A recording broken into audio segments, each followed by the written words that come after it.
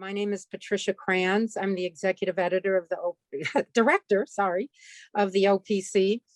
And we're delighted today to have a program about that we called Straddling the Border, Forces Pushing Central American Migrants North while still keeping them in limbo.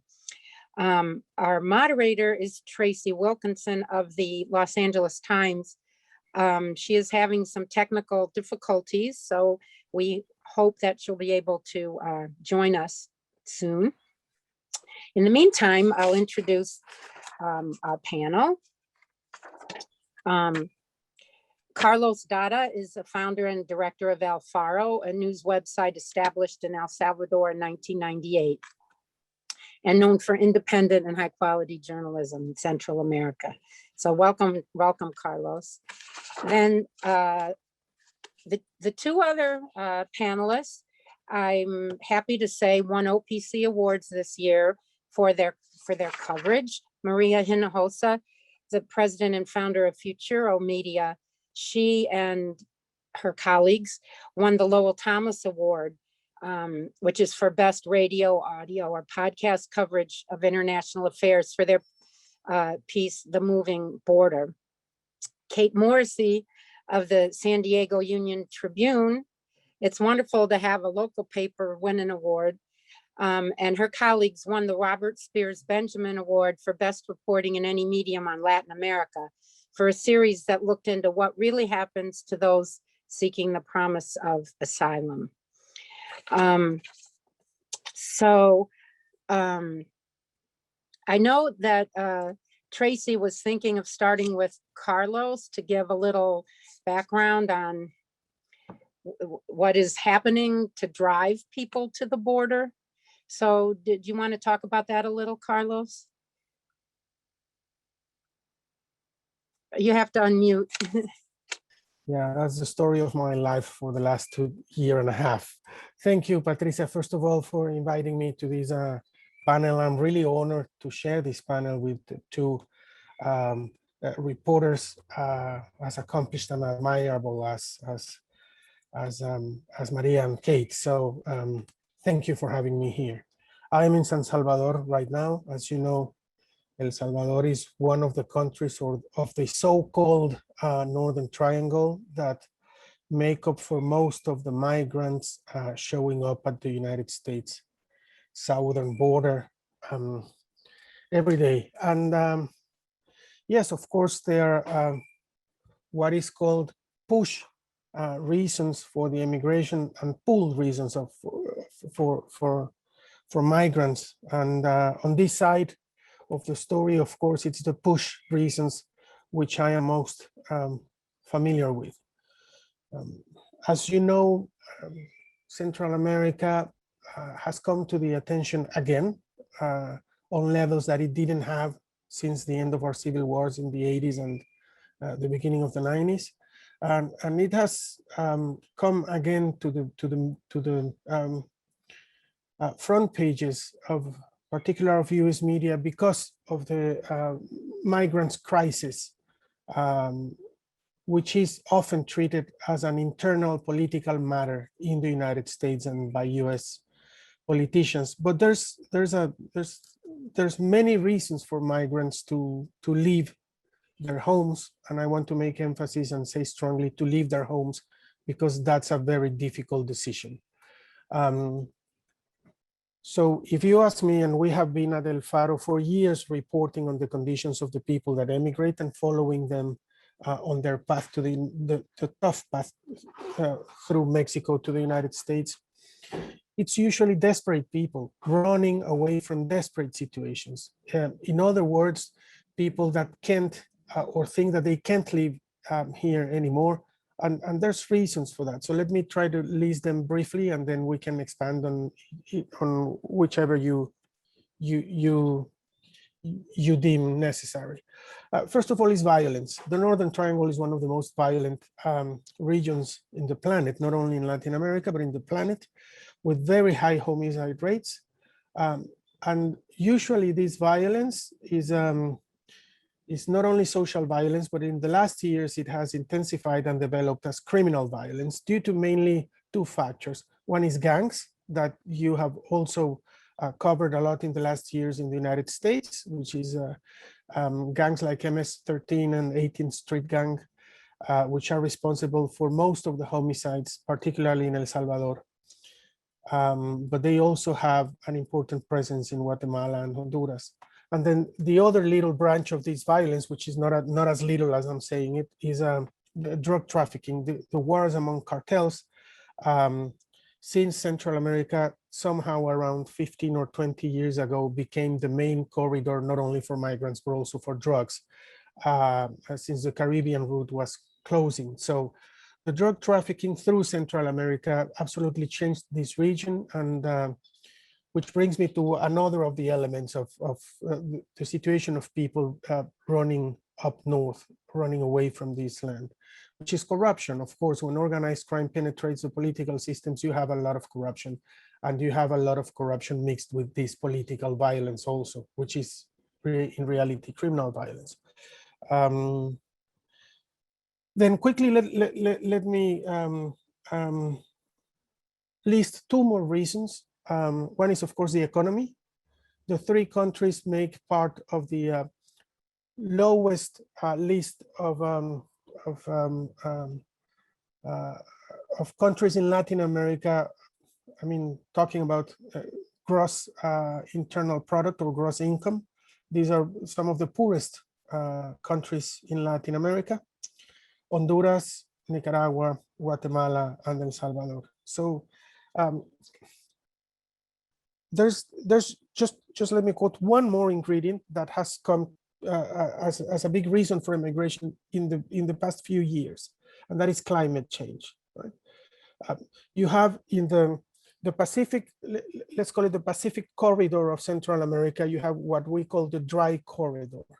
The droughts are caused by climate change, but not only by climate change, but also by the dams that are stopping the rivers and the irrigation of the lands of people that usually survive of what we call subsistence agriculture. They live on what they can, I'm sorry, can you help me out? Sembrar or cultivate in their very small lands. So those lands are not producing any food anymore. And what you saw the last year, and with this, I'm taking too much of your time. And with this, I'm gonna end this first part, and we can go through whatever you want. But it's also what we saw last year, particularly in Honduras, but also some in Guatemala, which is the vulnerability of people subject to natural disasters. What we saw in Honduras with the huge tropical storms Iota and Eta displaced hundreds of thousands of people that can't go back to their homes, if you can call home the places where they already lived, which are like very small shacks where they have no means of surviving anymore. We can talk more about what's happening with these people, because we've been reporting on the ground on those places. And these are the people trying to go north and then returned either by Guatemalan or Mexican authorities or US authorities, and then they have nowhere else to go. They are trapped or, as I say, imprisoned in their own countries because they can't go back to homes they don't have anymore. I'm gonna stop here because it's a lot for such a short time. I'm sorry I took so much time. No, that's very good background. Maria, you look like you have something to add now.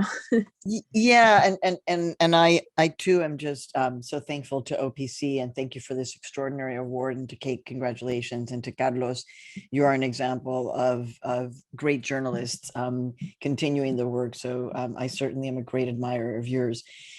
A couple of things just from my own reporting on this side, I would add, and I know that Carlos, you're going to be like, oh, right, of course, which is sexual violence and violence against women that is unrelenting. I mean, people in the United States are familiar with stalking. This is like stalking at a whole other level because of the total impunity in terms of the police. So sexual violence and just domestic violence in general. And then violence against the LGBTQ and trans community, where people really feel like they cannot, as Carlos said, they cannot live anymore. And also, I think it's really, thank you, Carlos, for starting out by saying people are leaving their homes. If I could catch a flight right now, which I'm not going to do, but I could. So, I could. I want to go to El Salvador because I think it's and Honduras and Guatemala, because I think it's very important for people to realize, and when I'm allowed to talk about this, on cable television, certainly we do this all the time on Latino USA and in the thick, but these are not millions of people leaving their homes.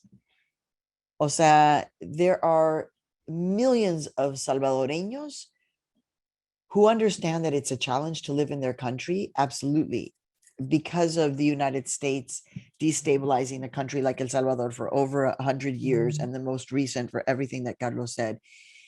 Yes, there will people who will be like, I can't do anything else but leave. But there are many people who are not leaving. And it's important for the United States to and for the American media to understand that this has been happening for decades. Shame on the United States for having an absolute myopic, total lack of preparation for a humanitarian crisis that they know full well. Everything that Carlos just said, they know in the State Department and the CIA. They absolutely know this. So shame on them for frankly, their lack of humanitarian care for people who are desperate. But this is not new. The level of horror has certainly increased, but it's not new. And I think we need to understand, again, there are not several million people on the border that are, overrunning a wall in swarms. We need to stop all of that language that our colleagues use, frankly, because of their laziness, because I'm old enough to have been around, you too, Carlos, reporting on the war in Central America, in El Salvador, that this country was funding. So for journalists to not give context is one of the most irresponsible things, and we are all living the consequences, hence why we have to have these kinds of conversations.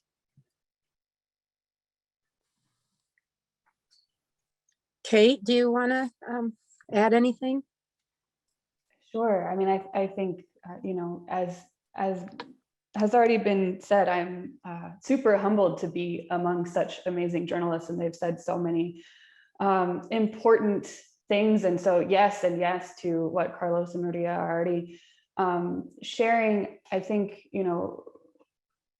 my travels took me more to Honduras and Nicaragua, so I can speak more to what's happening there. And then I can speak to, what I hear from people when they arrive here at our border, where I'm situated at the San Diego Tijuana border. In Honduras, I think it's also important to note how much US business benefits from the economic gaps there. When you drive around in Honduras, you see US flags on a lot of the factories that people work at, where they make almost nothing, and they work, 6 days a week making almost nothing. And so, the person who I wrote about in the piece that you all recognized was someone who had decided to be a moto taxi driver because at least he could make somewhat of a wage doing that instead of working in the factories where his siblings worked.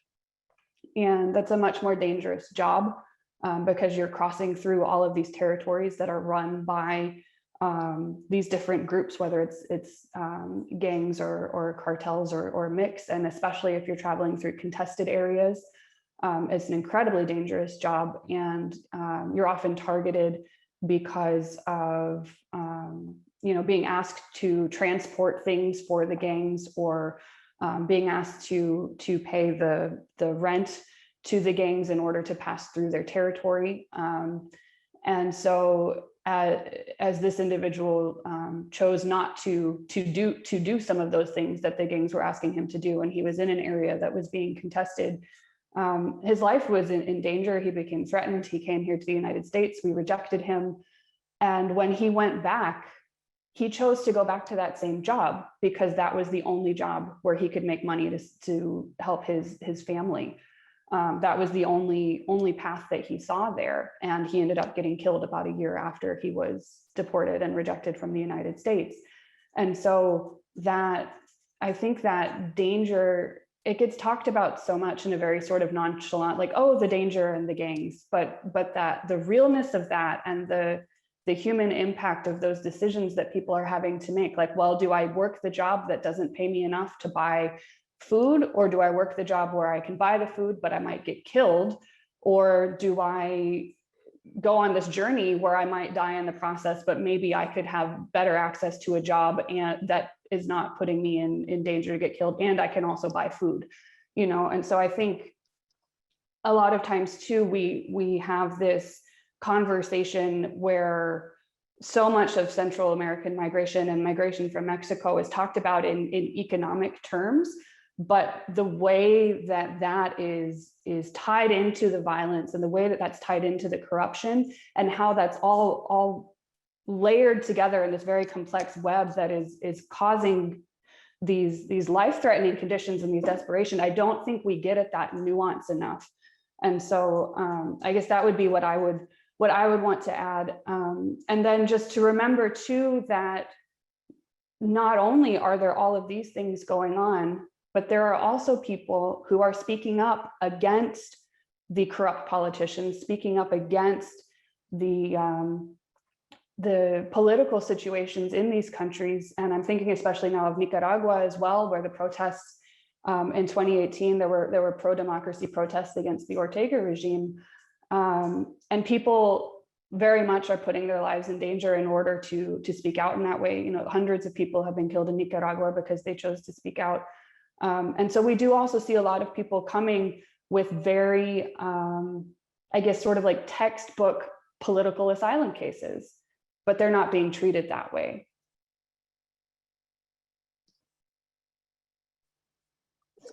What, for any of you, what is the Biden administration doing right and doing wrong at the moment? I'll just say that what they're doing wrong is their inability to change the narrative. So the framing of the conversation has not done a 180, which is what what I was hoping for. What they're doing well, I mean, they're doing, compared to the Trump administration, anything was better. So I think that that's part of the problem, is that we're now comparing it to somebody who lowered the bar so low that, you know, taking children away as a form of punishment became normalized in the United States. So the problem, I think, is kind of like, well, geez, he's doing better than that. Like, aren't you happy? And as somebody who's been covering this since the 1980s, no, I'm not happy. And President Biden should know better, because he's been a politician for a very long time and he understands geopolitics. So, I mean, I have gone to the extreme because I'm very impatient at what I'm seeing. So for example, to paint a picture of what I think the Biden administration should be doing, which sounds completely radical, but we have to remember what's really radical is the taking of children and putting them in cages. So I say, reframe the situation, Joe Biden, by going down to the border and kissing the children and the babies, kissing them and saying, I see you, I understand you're in pain, I'm going to help you. Kissing the women and offering, you know, a safe place, and saying you don't pose a threat. So I guess just to end is, imagine if the Biden administration completely reframed the whole conversation around immigration, refugees, which right now in this country, they are painted as masses, hordes, uncontrolled, coming to take. And if the Biden administration completely reframed that and said, my gosh, we have a Statue of Liberty. That's who we are. We represent that. We understand you don't pose a threat. We understand that we are supposed to be this role in the world. The Biden administration could actually lock in the Latino, Latina vote and the immigrant vote for decades to come if they flip the narrative. But that takes extraordinary leadership and extraordinary risk. And that's why I'm very impatient, because I don't think anybody is prepared to do either of those things on the issue of immigration. Wow. Do either Kate or Carlos, you have anything to add on that? I think for me, when Biden came into office, we were all anticipating that many of the policies that the Trump administration put in place would change. And I think there have been a couple of things that have done that, but by and large, the effect of US policy on people who are fleeing for their lives has not changed. And I think at this moment, the biggest reason for that is this thing called Title 42. So Title 42 is an order that the Trump administration put in place, arguing that because of the pandemic, we should not be allowing people to cross into the United States who do not have the travel documents to come. And so that means asylum seekers. That means people who are crossing through the river or over the fence, or people who are presenting at ports of entry and saying, help me, my life is in danger. And so since March of last year, we have, under this Title 42 rule, been immediately expelling people either to Mexico or to their countries of origin. And I think, that also gets glossed over a lot. And it's problematic, because when you look at the root of asylum law, whether you're looking at US law or international treaties that we are part of, this idea of non-refoulement, this idea that you cannot send somebody back to a place that they have fled without screening them and seeing if they qualify for refugee status, because that's all our asylum system really is a screening process to see whether or not somebody counts as a refugee, right? The person has come and said, I need protection. And so it's a giant screening process. But so we're not allowing people access to that screening process. We're immediately expelling them.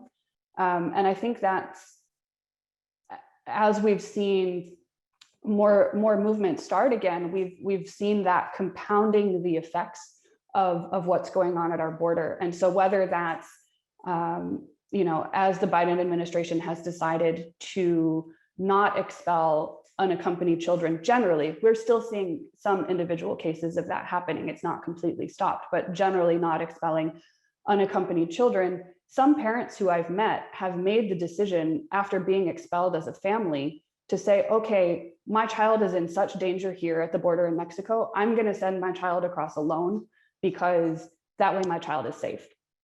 And I've met, multiple parents who that's happened to. And so then you have unaccompanied children moving into the system to care for unaccompanied children, that, so much of the conversation is about how that system was not resourced in the moment when it needed to be. And you're adding to that by expelling these families.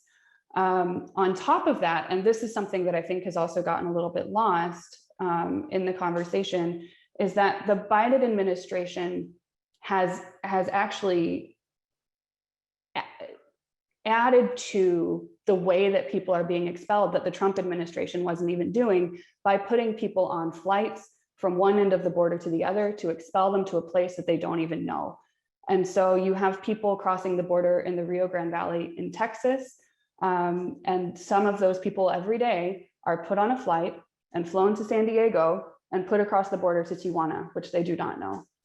And that, I think, for me was very surprising. You know, it's one thing not to change policies, and we thought the change would start to happen, and it hasn't really happened. But that for me was sort of like, oh, like they're even tweaking the policies in a way that puts people in even more desperate situations. And that was very much a surprise for me when I found out that was happening. And I don't think that's being focused on. You know, we have an administration that promised putting a humane system in place. And what I see from most reporters who have access to ask the questions of administration officials directly is, rather than saying, when are you going to make a humane system, they're saying, when are you going to stop the people from coming? And as a local reporter here, seeing what's actually happening, that's been a huge frustration. To interrupt for 1 second, Tracy dialed in, so she has audio, not video. So I will turn over the floor to her, and there she is. Okay, now we have video. Okay, Tracy. Well, she's okay. We hope you've been able to listen into some of this. And you're on mute now, though, Tracy. Yeah. I did listen to a lot of it. Sorry, I was on the line literally with Xfinity for half an hour, but they finally put me back up. I apologize so much. I had been planning for this for weeks. I was so excited about it. But anyway, you guys are doing a great job. We're happy you're here now. What have I missed? Marie and I were talking earlier about the history. Have you gotten to that yet? The sort of the decades of U.S. foreign policy. And I know Kate, I'm sure, is talking or has talked or will talk about kind of, you know, what is or is not changing under Biden, because I think that's a valuable thing to look at. So if those are issues you haven't touched on yet, that's what I would love to hear about. We just talked about those things. Oh, okay. So much for that. Are we into questions yet from our audience? We have not taken any questions yet. Kate just made some provocative comments about how the Biden administration is transporting people from one part of the border to another, and then having them cross where they don't have any idea and no contacts there, no support there, and that's not getting reported much. That was a surprise to me. Yeah. Yeah, it's fascinating to watch how the Biden administration is trying to handle this. You know, they're kind of emphasizing root causes and all of that, but they seem to be making a lot of the same mistakes or, you know, policy choices, controversial or otherwise, that that others have made. And you might have talked about this, but Vice President Biden, you know, was responsible for this, what was it, Alliance for Prosperity, and basically threw millions of dollars at corrupt leaders, and it led to nowhere. And then, of course, things got much worse under Trump when the anti-corruption agencies were dismantled, like CSIC and Maki and those organizations. So it will be interesting to see if Kamala Harris, and I mean, she has some very good people working with her. She is not an expert in this region, but I know there's a lot of advice coming to her saying you've got to do it differently. But you have to have a tremendous amount of capacity for leadership. And that's what we were talking about, Tracy, in terms of really telling the truth about this region, right? So, I mean, I reported in the year 2007 when I was at Now on PBS doing long form television documentary about the $28 billion, billion with a B, that were given to Boeing Corporation to build a so-called cyber wall that was going to be so technologically cyberistic, that was the term back then, that no one would be able to penetrate it. Where did those $28 billion go? And so imagine if those $28 billion had been given to small grassroots, community-based, economic empowerment, small business, that kind of thing that would allow people to stay. But again, I think what's very frustrating for me is just the lack of imagination on the part of right now the Democratic administration, because they should know better. I mean, this is a bunch of BS. And the reason why it's not, as Kate, you were saying, journalists are asking the wrong questions. And it's because I just think that they need to do more work. And now I don't want to blame just the journalists, right? This has been going on for a long time in terms of whether it's erasure or misinformation coming out of Central America. But it's an old story. I mean, seriously, the fact that it's being repeated over and over again is just grotesque. Yes, yes. I remember in the 2014 unaccompanied minor crisis, people got so excited in the United States, and because it became politicized. And I was like, well, wait a minute, we've been doing this for years. And so I think a lot of us who've been in the region for a while think that. Carlos, have you been able to talk about Bukele yet? No, not yet. Not yet, Tracy. Could we hear about that? Hi. Of course, yes. I think it's part of what Maria and Kate were saying.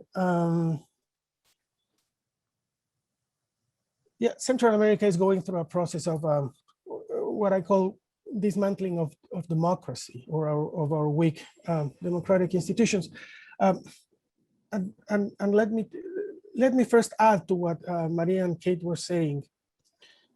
I mean, as Central Americans, some of us at least, are always amazed of how little regular US citizens know about Central America.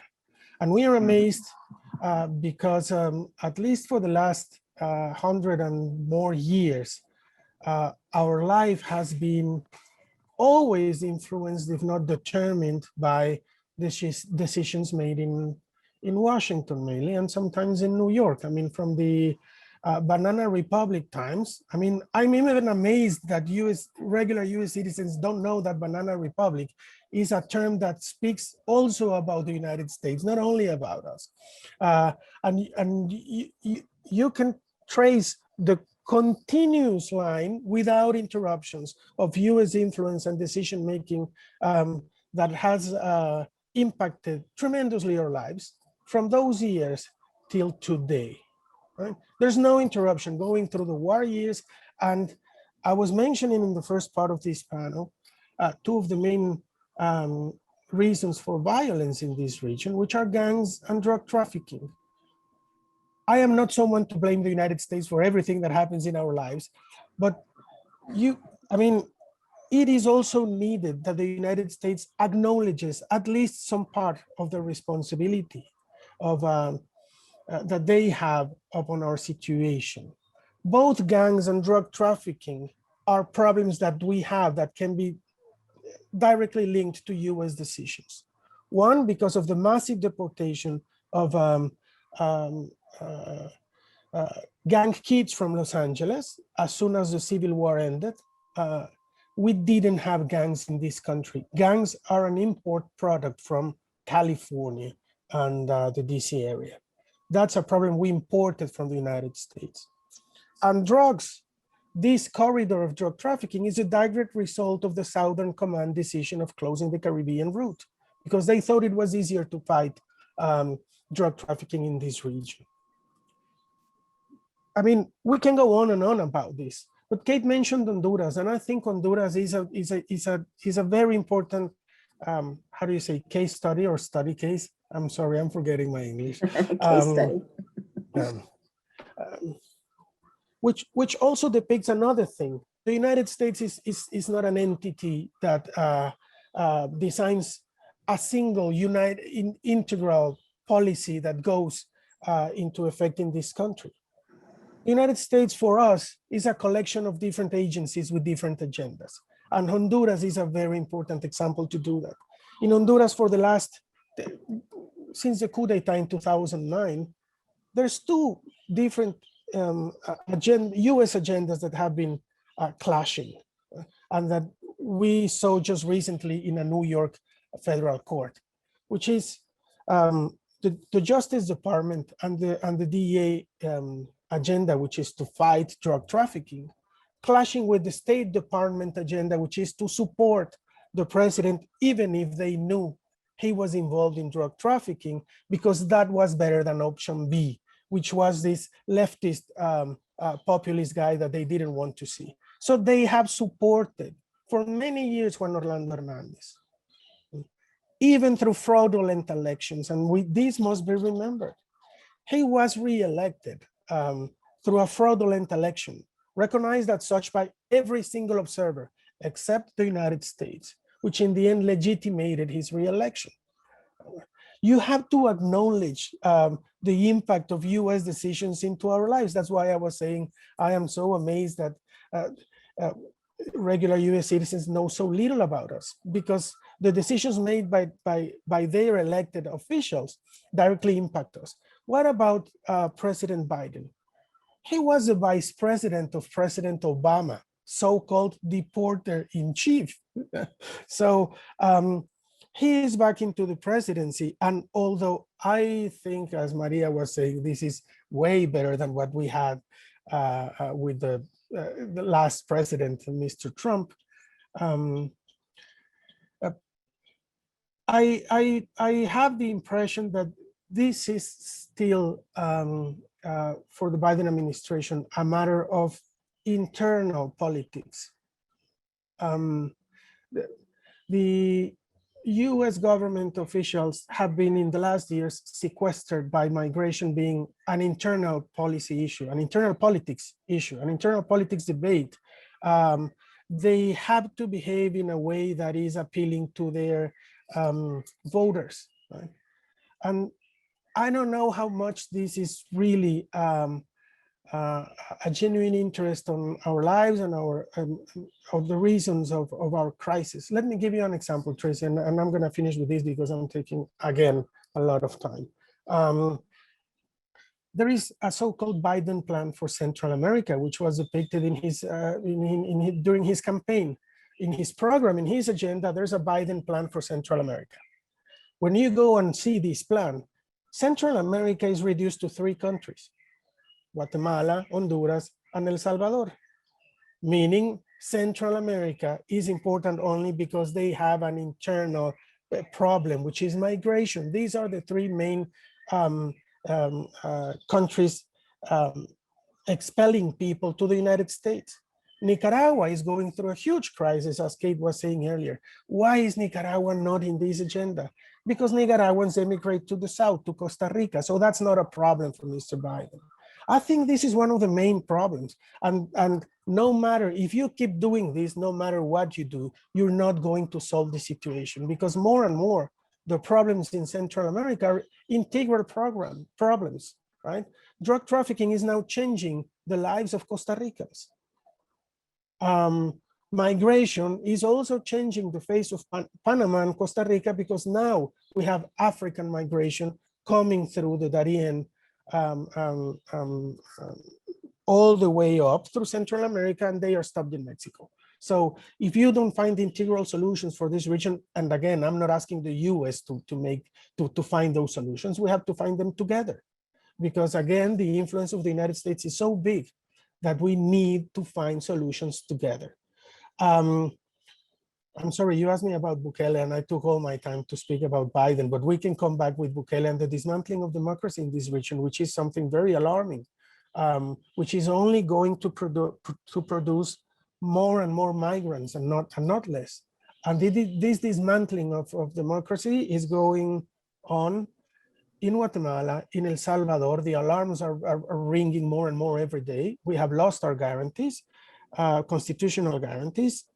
It's going on in Honduras, where the front runner for the presidency is a guy that just left a United States prison after confessing money laundering for the biggest drug cartel.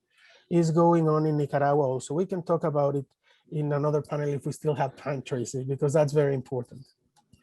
Yeah. I remember back in '94 I was based in El Salvador, and I was writing some of the first stories for American press about all of these gangsters, you know, the MS-13 being deported from LA to El Yes. Salvador. And it was quite, and I try to get that put into every story we write today about whatever violence from Salvadoran gangs in the US, and it's kind of a losing battle. But anyway, the context is so important.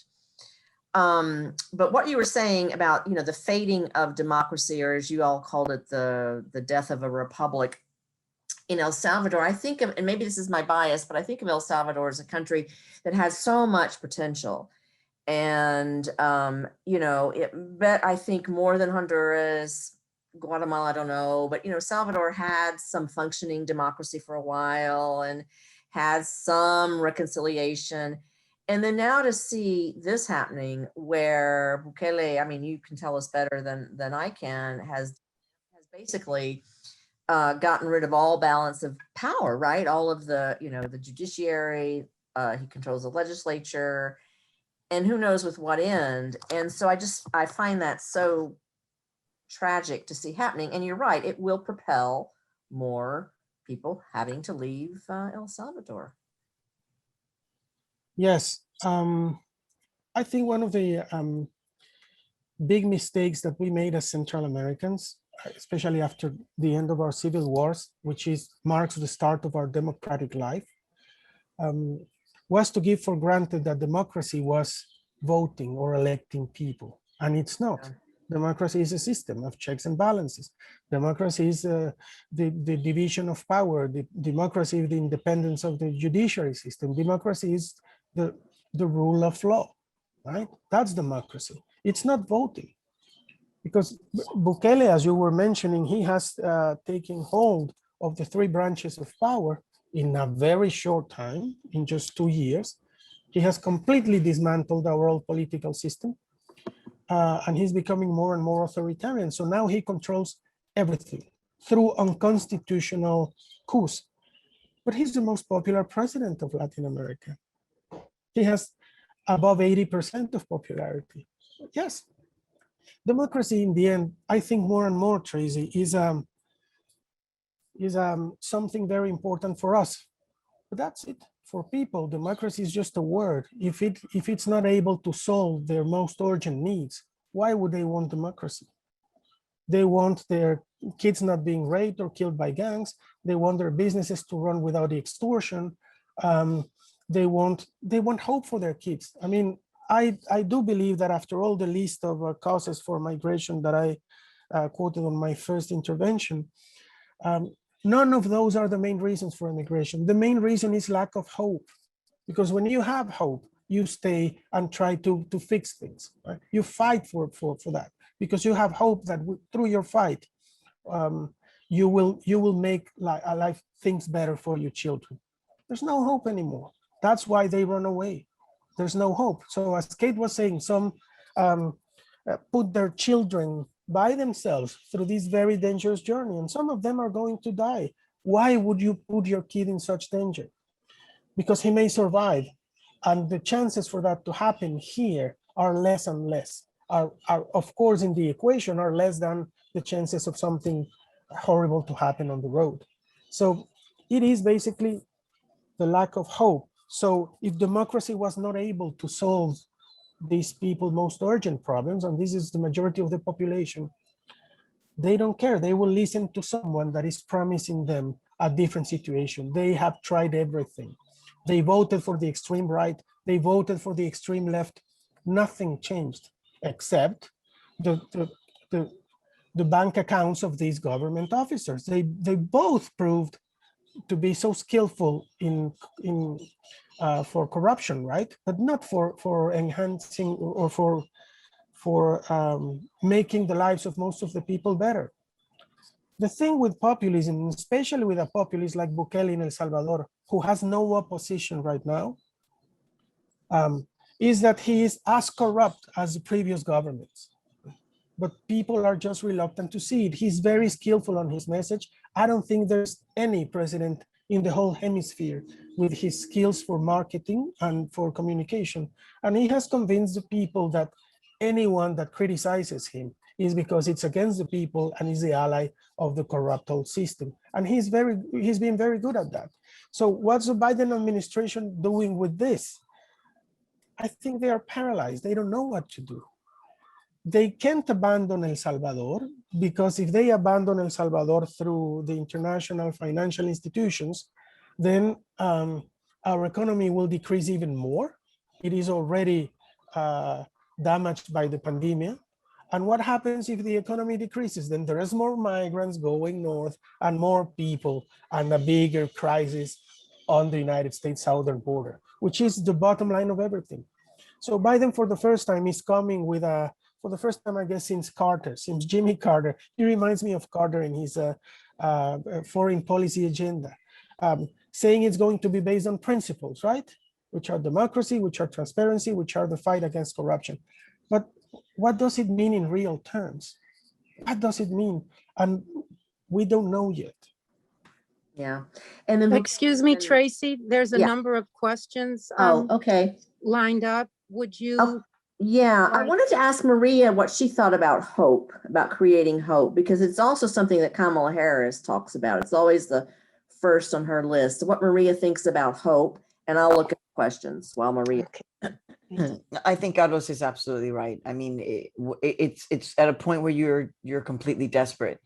And I think that a lot of what Carlos was talking about in terms of kind of the institutional dismantling of democracy and the things that you're living through right now, Carlos, feel very reminiscent of something that was happening here in this country. To me, it's the role of the journalist, right, to continue to try to give context to all of this. But it's just interesting because when I went back to El Salvador in the year 2000, you know, and just kind of this sense that there wasn't hope then, right? And now it's 20 years later and it's like, and now there's no hope now. It's quite distressing, quite distressing, but yeah. And the thing is that there's a real question about hope, hope in this country, Carlos, and certainly in terms of immigration and like reframing. I don't know. I feel hopeless a lot of the time in terms of this policy, immigration here in the United States. One question is about censorship, and I wanted to ask Kate a little bit about whether she thought all of the perversions or distortions, I should say, of amnesty policy is a violation of international law. And that might lead a little bit to censorship. I mean, is that something we as journalists can say? And then certainly Carlos could talk about censorship, but maybe we can start with Kate about this question of international law and the amnesty policies of the last administration.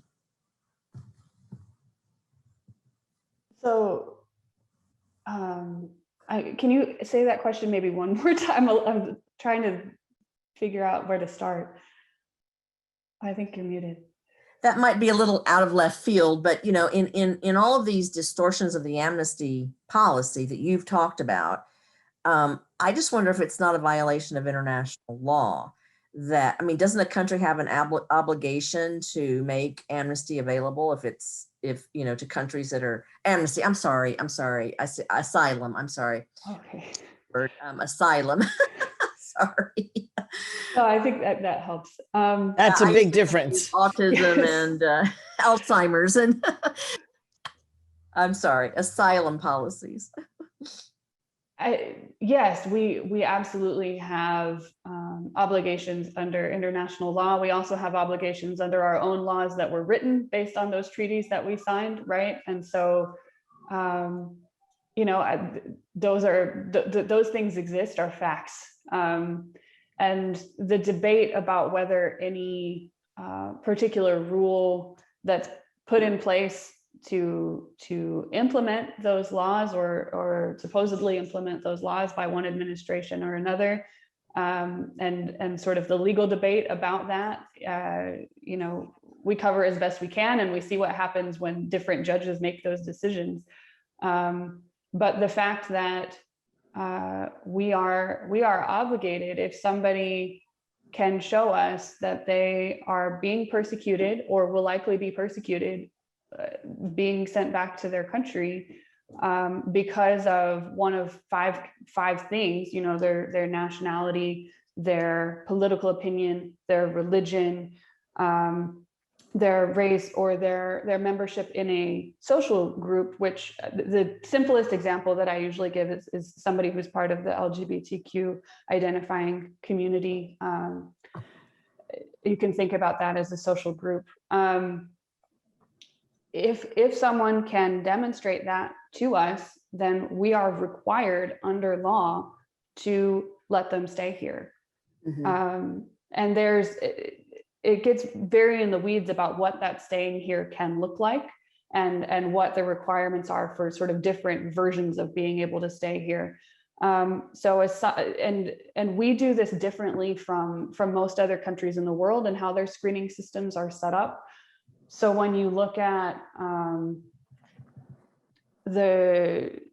whether or not somebody actually gets asylum, which when you get that version of protection, you can get a green card, you can eventually become a US citizen. That is technically a discretionary offering. And so on top of proving all of these things, you also have to demonstrate to the judge that you have quote unquote good moral character. And I'm sorry if I'm getting too in the weeds on this, but this is where I get very nerdy and very interested in how things operate. But even for people who don't demonstrate that they have good moral character, if they can show that they are really likely to be harmed, we still have to protect them. And we use a different path called withholding of removal, which basically means that they are never asked to leave the country. If they have that path, they have to continuously renew work permits. So they're always paying to get a new work permit. They cannot get a green card. They cannot become a US citizen through just having that path, but they are protected. They are allowed to be here. And so if it is a life and death question, you know, they're offered that chance at life. But getting to that point is very complicated, and our system has not done a great job of actually filtering for who qualifies for those things. And I think I've probably talked way too much in the weeds of a question that maybe wasn't meant to go quite that far. But the whole question to me, the whole question of protection, I think it's like what we know, right? Because our colleagues, and I've been documenting this, is that the United States knows that when they are displacing people, deporting them, returning them, or whatever term you want to use, that they are putting them into very highly dangerous places, whether it's Matamoros. I'm not so familiar with Tijuana, but Matamoros, Juarez, Tapachula, all of these places, which everybody knows they are high crime areas, and they are specifically targeting people who look like refugees, who present as refugees. So this whole notion of the United States is supposed to offer protection, it's like, I don't even know what that term means. And that's why it's such a sad case to see the Biden administration, because he should know better. He knows everything that we're talking about and then some. And so it means he has a complete lack of backbone. And you know, I mean, the first thing he could do actually is he could apologize. He was in the Senate in the 1980s, if I'm not mistaken. That means he knew everything that was happening then. He could apologize. He could say, for the role that my government has played, that's not going to happen. But it is quite distressing, because we're seeing this movie over and over again. Yeah. Or Reynosa, one of the most scary cities in all of Reynosa. I was like, we could go on and on. Biden is this interesting character, because he does know a lot, as you say, and yet he also has this tendency, what happened when he was vice president, of thinking, oh, you know, okay, buddy, we're going to do this, you know, okay, president of whatever country, glad handing, and thought that they would do what they were supposed to do. And I don't know if it's naivete or what, but hopefully some know the lesson. Some have learned the lesson. The question is whether they can get through to Biden on that. There's several questions about kind of what kinds of grassroots organizations can really help here, what schools can do, both in the U.S. In terms of helping refugees and descendants settle and get over trauma, and then what the different grassroots organizations can do in the region. And I think that's going to be a big focal point for the Biden people going ahead. We'll see. But I mean, do any of you have any thoughts about that? Right now, what the Biden administration is doing is that they're actually funding nonprofit organizations that are being then given the care and housing of these children. But we reported on the nonprofit Southwest Key that was run by Juan Sanchez, who was getting paid $1.5 million to do this. And so it's just a very dicey situation where you have nonprofits that are saying that they're caring for the children. But let's just say Juan Sanchez, who runs Southwest Key, that just got refunded in the millions and millions of dollars to house these children. I mean, he actually calls himself a humanitarian and kind of like a Latino, Che Guevara in his view. But he was the one who actually drove by an empty Walmart and looked at it and said, gee, what if we convert that into a place where we can house children? So that's at the level where we're at right now. And the normalization of like, oh, well, sure, we'll house them in a Walmart. That's the consequence of the dehumanization that, Carlos and I have been talking about, that's been going on for decades upon decades upon decades upon decades in our US media. I can say, at least in my area, there are a lot of organizations that are doing a lot of work on the ground, both in Tijuana and in San Diego, to try to help families, individuals, asylum seekers, whether it's giving legal advice, and I've heard, attorneys in Tijuana who are doing these consults or trying to represent people or help them understand how to represent themselves going through these different things, even talking about, running safe houses for people who are in danger in Tijuana. And on the US side, we have a nonprofit and groups of nonprofits who are working to receive the people who do manage to get through and get released. And when we talk about what the Biden administration is doing, I think one of the things too is that it's very hard to predict what's going to happen to somebody if they choose to cross, whether they're going to be expelled now or released or put in a detention center. But for the people who do get released, there are organizations who are trying to help those folks get to their families and friends around the country. I think from what I've heard from other places, we have a pretty strong system for that here in San Diego, and it's maybe more just beginning to grow in some of the other places. But just to add that in of what I'm seeing here. I don't know if you said it here, but you talked about it now being kind of a big roulette. When we've spoken before, Kate, you talked about it being a roulette now. What happens to these people? Carlos? Look, I was just before we started the streaming, I was talking with Maria about this great story that was published in the New York Times Sunday magazine some 3 or 4 weeks ago about Salvadorans in the limbo that are under the temporary protection status, and they don't know what's going to happen with them. But the story traces the historical immigration of Central Americans since the 80s. And it talks about a very peculiar thing that I was not aware of. During the 80s, hundreds of thousands of Salvadorans were running away from the civil war, from the conflict that we had here. They applied for refugee status or asylum, I can't remember, in the United States. And they were all neglected for a very logical reason. If the United States acknowledged their situation, it meant acknowledging that they were escaping from a bad regime. And the United States was funding this regime, so they couldn't acknowledge that.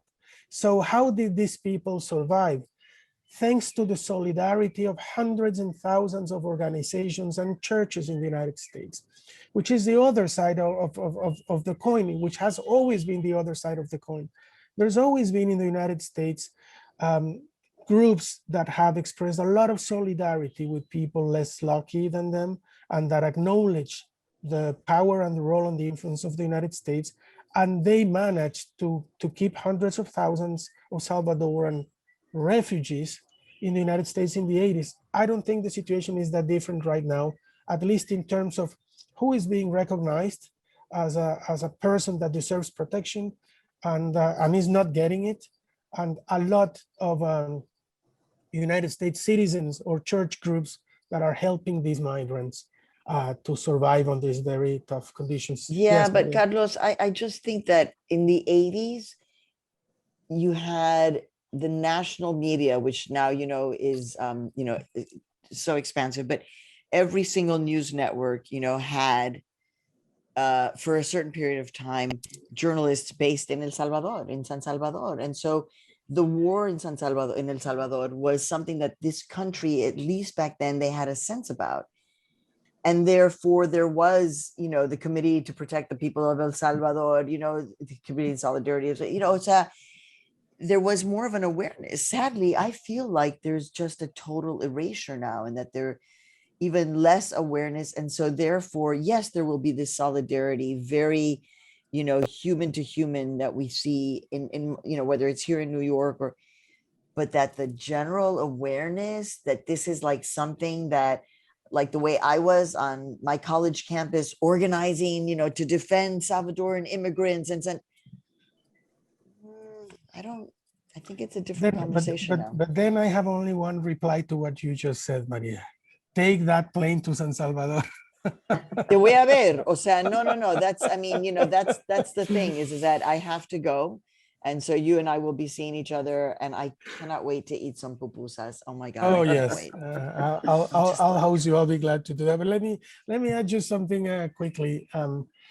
You're right in that sense, Maria. Also during the 80s, the press here was under a lot of censorship and a lot of pressure. So if it wasn't for a brilliant generation of foreign journalists, most of them from the United States, the real story of what was happening here had not been known to anyone. That, of course, has, I would like to believe it has changed because there's media like El Faro, where I work, that are doing some work. But someone was asking about censorship. So I'm always reluctant to accept to be made the story when the story is outside and it's not us. But let me just tell you this, and I'm not exaggerating. During all these years that we've been making investigative reporting on several things, war crimes, drug trafficking, gangs, we've received many threats. We have never been under such heat as we are today.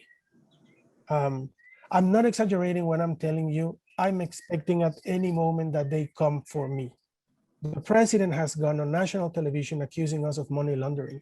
We are under 4 audits, one of them accusing us of deliberately evading taxes at a moment when the president and his circle controls all the branches of the state and also the judiciary. They have appointed their own attorney general. And so this is what I meant when I said we have lost all our constitutional guarantees.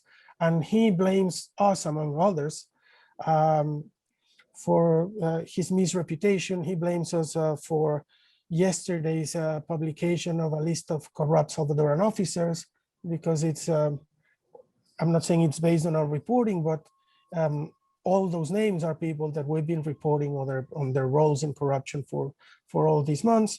And so when you combine these two things, I'm telling you, they are doing everything in their power to indict us with a criminal case. This could happen at any moment. And right now, since we don't have the protection of the rule of law anymore, our only protection is a political protection, is governments and civil society telling them, letting them know this is a line you cannot cross. That's the only protection we have right now. So this has changed a lot in 2 years. This didn't happen before. And I'm sorry, because again, I'm always reluctant to become the story. I'll stop there. If I could just go ahead. jump in for just a second to really express gratitude for what Carlos and his team are doing in El Salvador, and to let anyone watching know, if you're not aware, that they do a newsletter in English every week that you can sign up for. And so until Maria is able to get on the plane and go, you can still get your news about what's happening there. You know, and like, I can read the news in Spanish, but I'm so much faster reading in English. And so to be able to do my job and keep up with things, I'm particularly grateful for that newsletter. So thank you, Carlos. Yeah. Muchas gracias, Kate. Muchas gracias. Please join Maria on her trip to San Salvador. I'll go. But it is important that international organizations like the OPC, like CPJ, like the Cabot Board, you know, that we support El Faro right now, because they really are under unprecedented pressure from a, you know, legitimate government, which is something that, as Carlos says, has not happened. And it's very disturbing, and has great repercussions. Well, I'm afraid maybe on that sober note, it's probably time to wrap things up. I would like to thank all of you for a very interesting conversation, and a very, very frustrating to hear some of the comments. But so thank you very, very much, Carlos and Maria, Kate, and Tracy. Thank you so much for all the organization you did, and sorry for your local Wi-Fi outage. But you persevered and got on. So okay, thank you, everybody. Thank you all. Great job. Thank you very much.